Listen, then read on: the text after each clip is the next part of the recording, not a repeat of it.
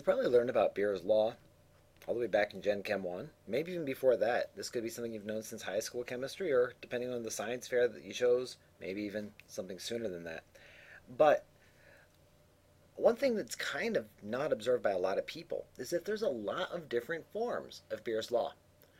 And I don't want us to get too caught up on it. What's happening is that people are trying to communicate different things by writing it different ways. So there are two versions that I want us to be pretty comfortable seeing.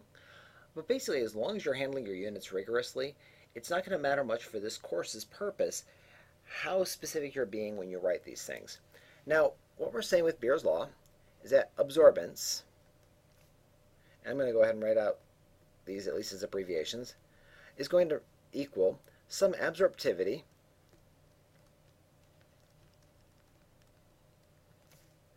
times how long of a distance it's getting to interact, so path length.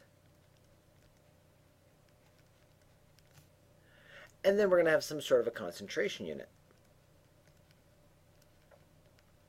Here we are.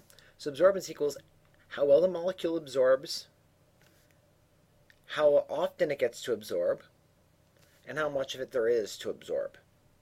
That's really what's happening at a much more conceptual level, and that seems almost laughably obvious. It's probably even an eye-rolling thing to hear. But it's important to point out because let me just give you the extreme example. Suppose that we're talking about one molecule. Well, absorptivity is about molecules, right? So we should be able to have a version of this for a single molecule. But what happens to path length then? Shouldn't that be just how long the molecule itself is? And then for concentration, what could you possibly refer to as being concentration under that circumstance? One molecule. We don't really care about how much volume it's in now. Well, we can still have Beer's Law behave when we're down into the very few molecule range, or if we're talking about single molecules and things like that, but it has a different format. Now, when we're working analytically, we're usually going to end up representing things like this. We'll have our absorbance, which will equal my molar absorptivity times the path length times the concentration of whatever species it is. Now, here's the thing. We need to be a little more specific than just writing things down like this, right?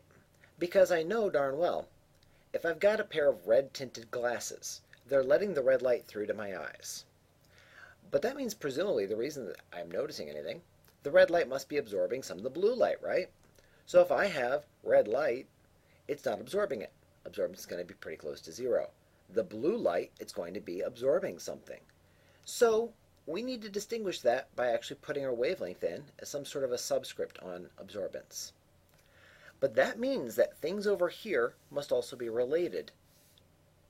So let's take a look at what that could be. Now the concentration obviously doesn't change when I change my wavelength. Now all I'm doing is I'm changing what color of light I'm using to look at it. So that shouldn't be wavelength dependent. The length of my cuvette shouldn't be wavelength dependent.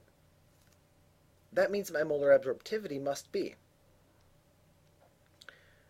And so we need to have a subscript for that. Molar absorptivity is going to be a wavelength dependent piece of information, and so will our absorbance. So if we're working with these things, we need to actually account for that at every step. So this is going to be a better version of Beer's Law.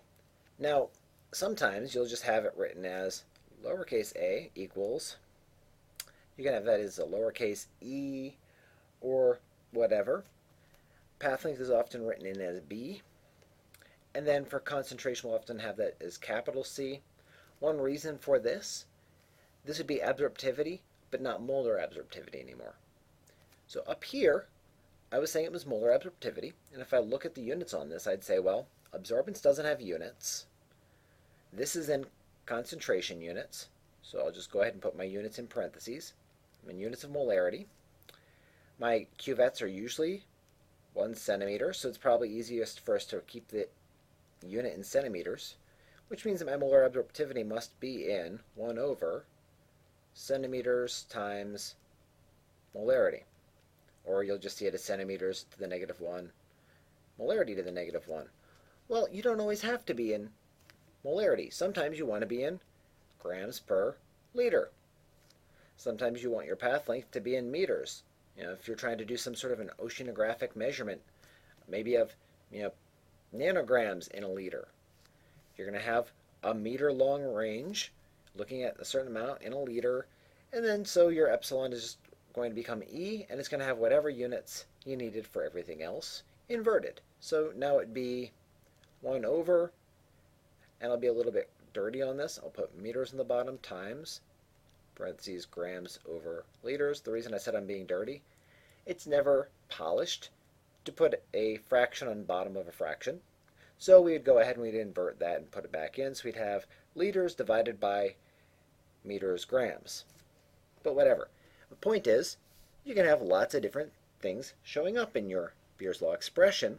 It all depends on the format that you've chosen and what particular experimental work you're doing.